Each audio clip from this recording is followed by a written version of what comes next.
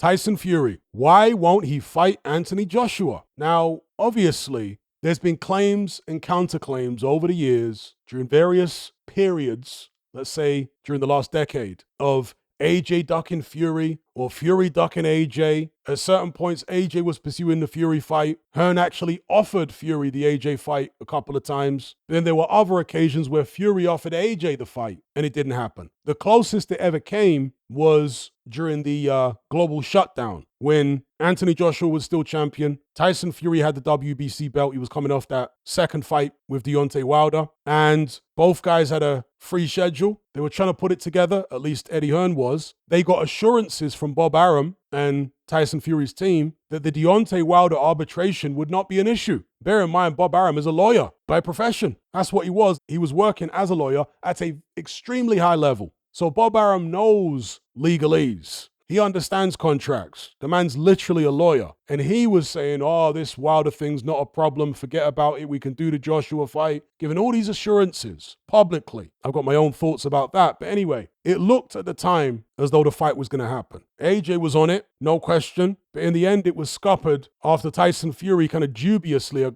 day or two earlier said, yeah, the fight's on. He must have known a couple of days out that Wilder was going to win the arbitration. I found the timing of that very, very dubious from Tyson Fury. But either way, the Deontay Wilder arbitration was an issue and the fight didn't happen then. Since that time, Tyson Fury offered Anthony Joshua the fight in the immediate aftermath of AJ losing to Usyk the second time. I thought that was a very cynical move by Fury. Why are you looking to fight a guy that's coming off back-to-back losses instead of fighting the guy that just beat him twice? What a weird thing to do. On top of that, not only was AJ coming off back-to-back defeats, but he had a mental meltdown in the ring after the second Usyk fight. And Fury's springing this fight on him when his confidence is rock bottom. Just typical Tyson Fury stuff, really. Anyway, since Fury has had his back-to-back losses to Alexander Usyk, and Anthony Joshua was coming off another loss, his most devastating so far in his career, to Daniel Dubois, now he and Fury are in a similar boat. Neither man has a belt, both coming off defeats, surely in the twilight of their careers. AJ says he wants to fight. He's willing to do it. He's probably been waiting all this time without announcing a new opponent in hope that Tyson Fury comes out and says, yeah, let's go. But for some weird reason, Tyson Fury has done another one of his retirements, so-called, sitting on the sidelines, not taking on Anthony Joshua, who, as far as I'm concerned, is shot to pieces, and it would still pay Tyson Fury an enormous amount of money. Tyson Fury likes getting paid an enormous amount of money. He's always been about the money, despite all of his comments over the years to the contrary. He's always been about the money. There's nothing wrong with that, but don't act like you are not in it for the money when you are. That's just annoying. And the thing is, based upon their recent performances, and I could be proven wrong, obviously, if they ever got in the ring, but based upon their recent performances, I would pick Tyson Fury to beat AJ right now, which makes it even more curious in my head that Fury doesn't seem to want to do it. I would like to hear from Tyson Fury fans. Explain to me why your guy isn't willing to fight AJ right now. AJ shot to bits. I'd pick Fury to win. Fury appears to me to have more in him than AJ does. And Fury's always been a better big occasion fighter than Anthony Joshua. You never seen Tyson Fury look like a rabbit in the headlights in a fight, right? You never seen Tyson Fury look lost. Whenever he's in trouble, whenever he's been down, he gets up and he looks like he's still with it. He still knows what to do. He's still in control. You can't say the same for Anthony Joshua. So as much as I rate a lot about Tyson Fury's fighting ability, the fact that he's neglecting to come out of this silly retirement thing and take on a washed Anthony Joshua, he'd still get loads of slaps on the back from the public for beating AJ even at this stage because of how long-standing the rivalry's been. He'd still make a shed load of money, and surely if AJ is as terrible a fighter as Tyson Fury's fans have been saying he is for all these years, especially now that he's washed up, that should be baby food for Tyson Fury. That should be like taking candy from a baby. And we know that Tyson Fury is perfectly happy to sell a load of tickets, make a load of money, fighting people that are many, many levels below him. We saw that when he fought Francis Ngannou, an MMA fighter making his pro debut in boxing. So Fury's got no issue fighting somebody who's levels below him in the minds of the public, and in his own mind, right? Had a trilogy with Derek Chisora that nobody asked for. So if he's willing to fight all these guys who aren't up to much, please, Tyson Fury fans, explain to me why he won't fight Anthony Joshua now. Oh, he's happily retired and this, that, and the other. How many times has Tyson Fury, quote unquote, retired? I don't take Tyson Fury's retirement seriously. Obviously, there will come a time when he does retire permanently. Whether Tyson Fury comes back or not, in my opinion, will depend upon who the heavyweight champion is after the Usyk-Dubois rematch, and also how good the winner looks. If the winner doesn't look particularly good, Tyson Fury's going to come out of retirement and fight him. I'm telling you, that's what's going to happen. If the winner looks totally dominant, better than ever, wins easily, then Tyson Fury is going to think a lot more carefully about whether he wants to come out of retirement and fight him. If it's Usyk who wins, whether he struggles or looks impressive, Tyson Fury is going to be tempted to try and fight him again. But hopefully Usyk doesn't just give him another shot. That would be ridiculous. I would criticize Usyk heavily for doing that. Hopefully Usyk tells him, look, I'll give you another shot at the belt, but I want you to come out and fight Adjit Kabayel, or fight Anthony Joshua, or fight somebody else, right, who's ranked in the top 10 that can give you a fight. And if you manage to come through, then we'll look at a trilogy match.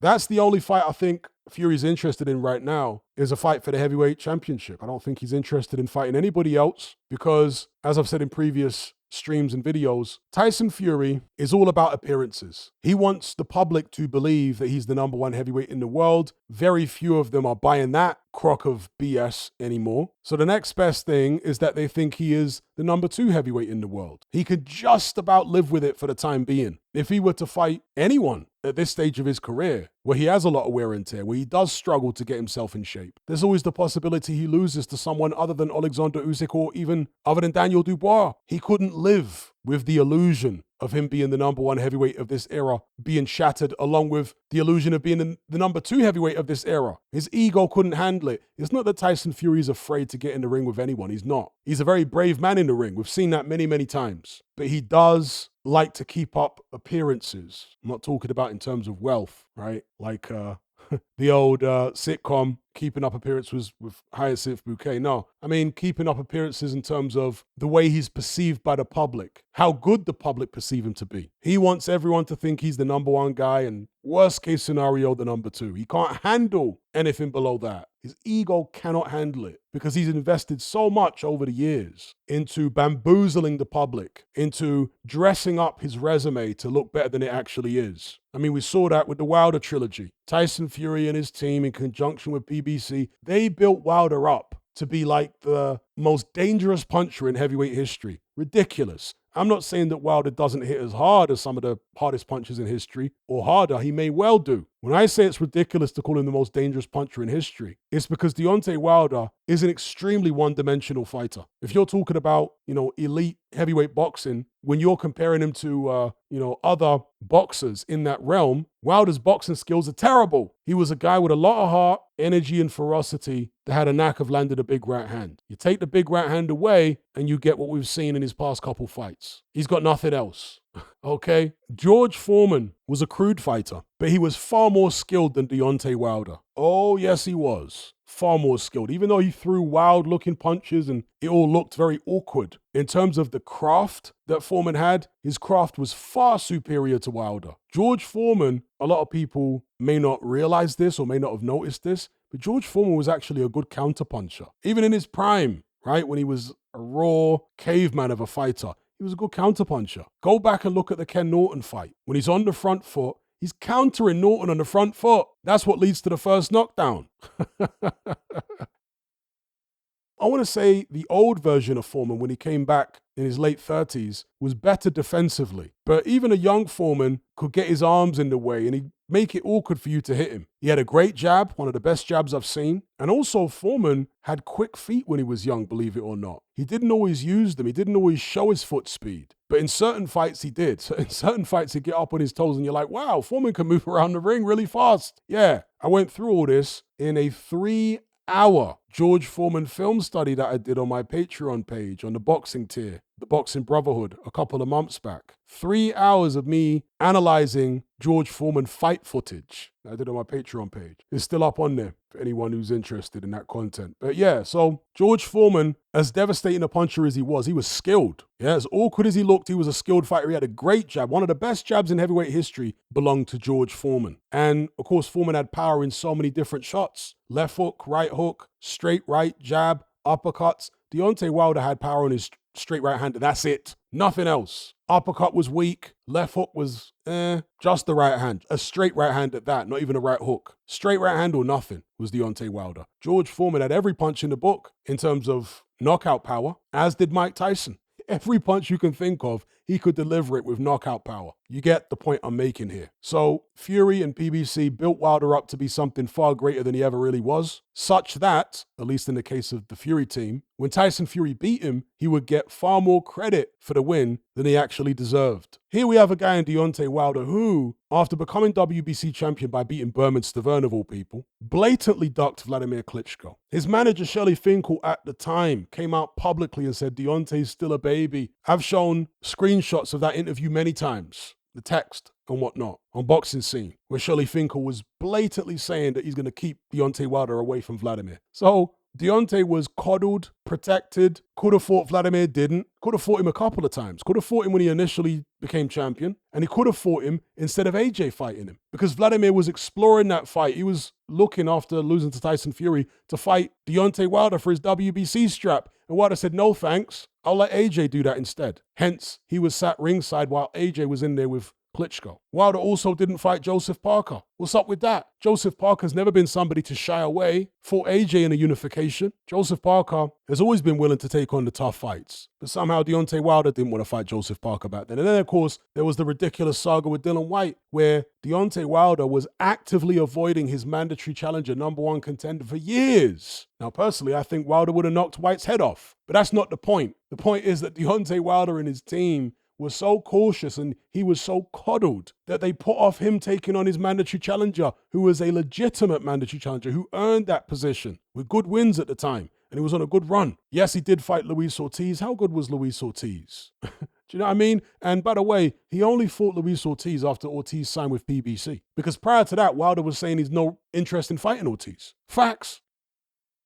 And then, of course, Wilder was offered career-high purses 3 times to take on Anthony Joshua. The final occasion, he was offered over $100 million by DAZN. So you can't say it was Eddie Hearn doing a smoke screen. No, you can't say any of that. DAZN sat Wilder down with his team and offered him over $100 million to fight Anthony Joshua. Now, some people say, oh, it was a 3-fight deal. What are you talking about? The first fight was going to be Dominic Breazeale, his mandatory challenger, who he fought anyway. So that's irrelevant. He was going to fight Dominic Breazeale anyway, because that was his mandatory. And that's who he did fight after turning down the deal. So that shouldn't have been any kind of catch or, something that should stop Wilder from signing on the dotted line. No, man turned down over $100 million to fight AJ. The next 2 fights on the deal would have been AJ twice. Well, possibly AJ once, but depending on how the loser felt, there was the option for a rematch. Now, other people are saying, well, and this is how they talked Wilder out of it, because Wilder's not the sharpest tool in the box. But apparently his team talked him out of signing the DAZN deal by saying, DAZN are not telling you how much they're paying Joshua. If they're offering you over $100 million and AJ is a much bigger commercial draw than you, what difference does it make? You're not going to make that kind of money anywhere else anyway. The whole thing is just stupid. But Deontay Wilder not being very bright, not understanding that his team were working not in his best interest, but actually in the best interest of PBC and the networks that they were affiliated to, which were Showtime and Fox. They didn't want this new broadcaster, DAZN, getting a foothold in the American market. They didn't want that. So they talked Deontay Wilder out of signing the DAZN deal in order to keep their broadcast partners happy. But Wilder was never smart enough to figure that out. His fans certainly weren't smart enough to figure that out. Tyson Fury, of course, knew all this, but he took advantage of the naivety and stupidity of so many people and was pushing their narrative that AJ don't want to fight Wilder and all this rubbish. Man just offered him over $100 million. What are you talking about? Yeah, Fury took advantage of all this and concocted a silly narrative. He and Wilder freezing Anthony Joshua out, trying to make him out to be irrelevant. Man had 3 belts. How's he irrelevant? These are the shenanigans that Fury's been carrying on with for all these years. And he's still carrying on with him even now. Now that he and AJ are way past their best, AJ is totally shot and washed up, and Fury still can't stop with the shenanigans. I've retired. AJ's finished. If Fury is so much better, then AJ should be a nice, easy little tune-up for him before pursuing a trilogy match with Usyk. Come out of your little silly retirement, have a tune-up, bash up AJ in a couple rounds. Surely your fans think it's that easy. Get a massive payday out of it, and then on to the trilogy with Usyk. What's the issue? He said he wants to fight Usyk for a 3rd time, so this is the perfect gateway to it. Please, Tyson Fury fans, explain why he's not doing this.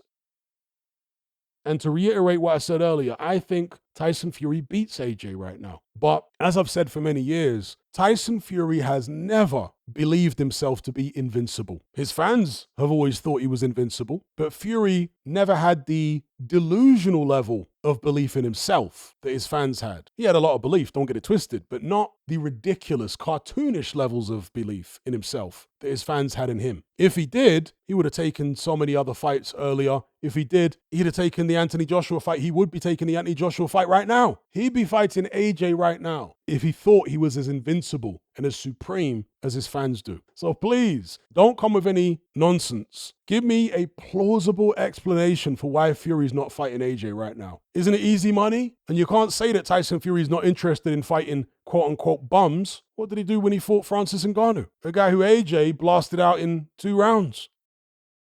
Are you surrounded by mindless bots in human form who adhere to the norm and blindly conform? Who swallow all the mainstream BS and actually ridicule you for questioning things? Do you wish you had more free-thinking individuals in your life to network and converse with? Well, look no further. We're right here. Come and join the Brotherhood of Reason on Patreon. You'll gain access to my weekly topical content where we take deep dives on an endless variety of subjects, as well as my vast back catalogue of podcasts, videos, interviews, movie decodings, and my Confessions of a Nightclub Bouncer series. You'll also get to talk and network with myself and hundreds of other people in our members chat. You can enjoy all this via the Patreon app or on desktop and download all my podcasts in high-quality MP3. There's no contract, no commitment. You can cancel at any time, just like Netflix, but it's a hell of a lot cheaper. Just download the app from the Play Store or the App Store, or simply visit patreon.com on a web browser. Then head on over to my page and select the tier called the Brotherhood of Reason. All the links are in the description box below.